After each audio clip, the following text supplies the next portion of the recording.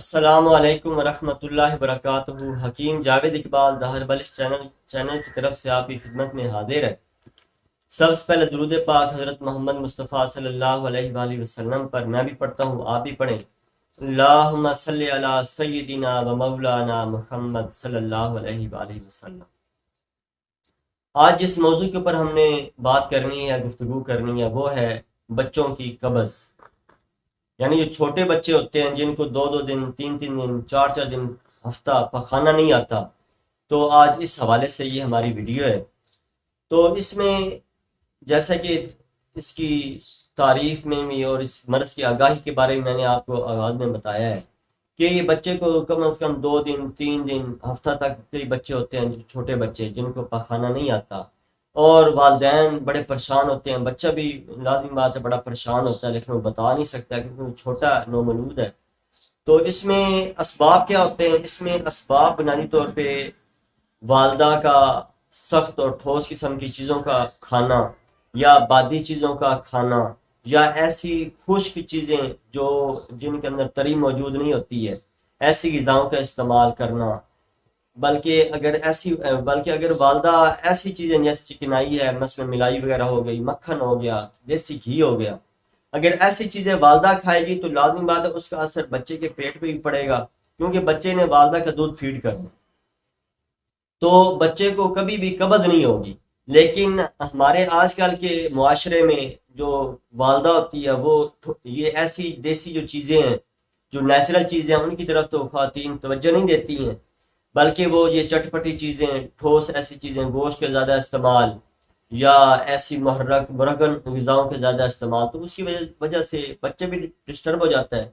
बच्चे को पेट में बदहज़मी हो जाती है, बदहज़मी की वजह से फिर कब्ज़ का शिकार हो जाता है। और अगर कब्ज़ फ़र्ज़ करें कभी ठीक होती भी है तो मोशन लग जाते हैं, यानी बच्चा अमूमी तौर पर डिस्टर्ब ही रहता है। तो इसमें इलामात क्या होती हैं? इलामात के हवाले से यही है कि इसमें पेट सख्त होगा बहुत ज़्यादा। पेट को अगर आप दबा के चेक करेंगे तो वो नॉर्मल कंडीशन के अलावा वो बिल्कुल आपको सख्त महसूस होगा। पखाना 2 दिन, 3 दिन या एक हफ्ते के बाद आएगा, लेकिन वो भी आप जब इसमें वो ये एलोपैथी में बत्तियां मिलती हैं आजकल ये पखाना लाने के लिए, अगर आप वो बत्ती यूज़ बच्चे को करवाएंगे तभी उसको पखाना आएगा, वरना पखाना नहीं आता। यानी इतनी अंदर सख्त किस्म की, शदीद किस्म की कब्ज़ हो जाती है।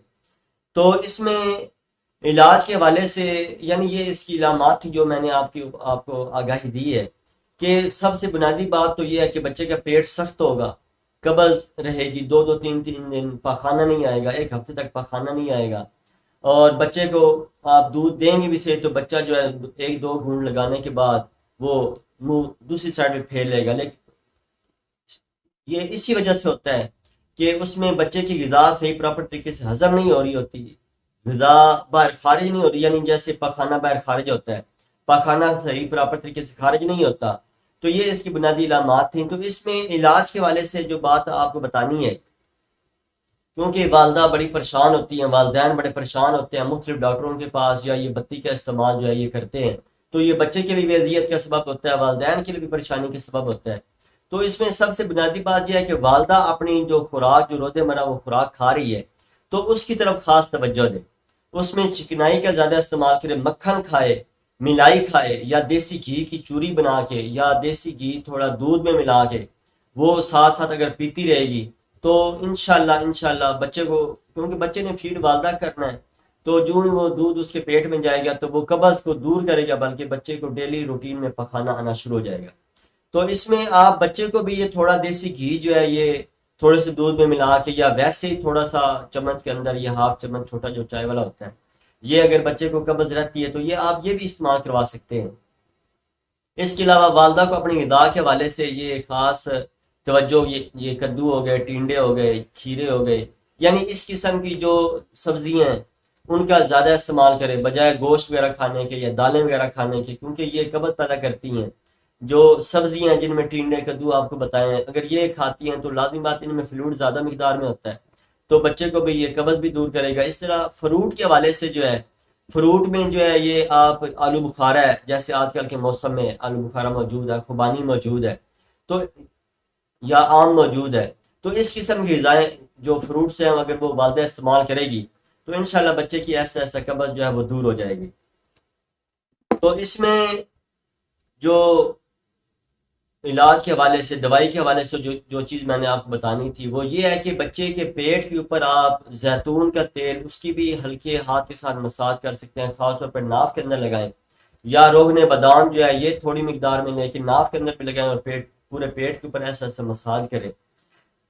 या ये कस्ट्रॉयल जो होता है, कस्ट्रॉयल की भी आप पेट के ऊपर ऐसा ऐसा मालिश कर सकते हैं, और ये तीनों मिलाकर आप हाफ चम्मच चाय वाला दूसरे दिन या डेली रूटीन में, जिन बच्चों को शदीद कब्ज रहती है, ये डेली रूटीन में भी आप बच्चे को इस्तेमाल करवा सकते हैं। तो इंशाल्लाह ये आप रूटीन में बजाय ये बत्ती रखवाने के या एलोपैथी ऐसी मेडिसिन इस्तेमाल करने के, आप अगर ये ऐसी ये देसी नुस्खा जो है, जैसे कि ये ऑयल, और ये फायदेमंद है, ये बच्चे को आसाबी तौर पर मजबूत करेंगे, बच्चे के जो है पेट के अजलात वो जो जिनमें खुश्की आ चुकी है उनमें तरी पैदा होगी, और बच्चा इंशाल्लाह ऐसा ऐसा उसकी कब्ज भी दूर हो जाएगी और उसका पेट का निज़ाम जो है वो ठीक हो जाएगा। तो इसमें जो आपको मैं एक नुस्खा आज बताने लगा हूँ उसमें वो आप नोट कर लें कि इसमें सबसे बुनियादी चीज़ तो है गुलकंद। गुलकंद आम लोग जानते ही हैं, तो ये गुलकंद आपने अच्छे अच्छे वाली लेनी है, यानी ये आम बाजारी किस्म की गुलकंद नहीं लेनी, बल्कि जो किसी अच्छे कोई तबीब अगर कोई हकीम अगर बनाता है या किसी पंसार वाले के पास मौजूद है तो वो अच्छी क्वालिटी की आप गुलकंद ले लें। ये आपने लेनी है 1.5 तोला। इसके अलावा सौंफ लेने हैं, गुले सुर्ख लेने हैं यानी गुलाब के फूल जो है, इसके अलावा गुले बनफशा लेना है। दोबारा नोट कर लें, सबसे बुनियादी चीज़ तो है गुलकंद, दूसरे नंबर पे गुले सुर्ख है, इसके अलावा सौंफ है, इसके अलावा गुले बनफशा है। तो गुलकंद आपको मैंने बताया कि ये 1.5 तोला है, और बाकी इस रंग 3-3 माशे हैं, यानी 3-3 ग्राम आप ये ले लें। अब आपने करना क्या है कि आधी प्याली पानी की डाल के आपने इसको उबालना है। जब ये तकरीबन 2 चम्मच 3 चम्मच रह जाए तो ये आपने छान के उस बच्चे को दिन में 2 मरतबा 3 मरतबा पिला दें आप। इंशाल्लाह आप देखेंगे कि बच्चे की जो है कब्ज जो है वो इंशाल्लाह दूर हो जाएगी और बच्चे का निज़ाम जो है वो भी दुरुस्त हो जाएगा। अल्लाह ताला मेरा और आपका हामी नासर हो। अस्सलामु अलैकुम व रहमतुल्लाहि।